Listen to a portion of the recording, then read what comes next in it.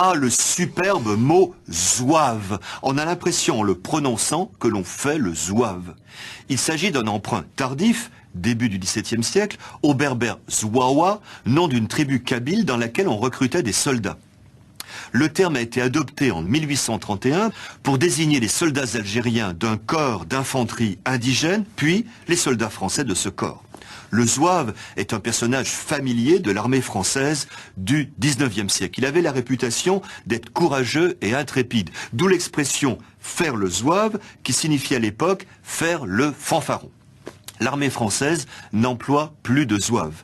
L'expression est restée, mais en changeant de sens. La fanfaronnade est devenue l'excentricité, aidée sans doute par l'uniforme, cette culotte de zouave, bouffante, froncée sous le genou, serrée à la jambe, qui pouvait sembler quelque peu excentrique. Faire le zouave aujourd'hui, c'est faire le pitre, un drôle de zouave. Un soldat de cette glorieuse armée est resté célèbre, celui représenté en pied à Paris sur le pont de l'Alma. Quand la Seine est en crue, on suit la montée de l'inondation par le niveau qu'elle atteint sur la statue. D'abord le pied, puis le genou, puis la taille, la poitrine. Quand le pauvre a de l'eau jusqu'au menton, il ne fait pas le zouave. Et les Parisiens non plus. A, B, C, métaphore, W, hypothèse, oxymore.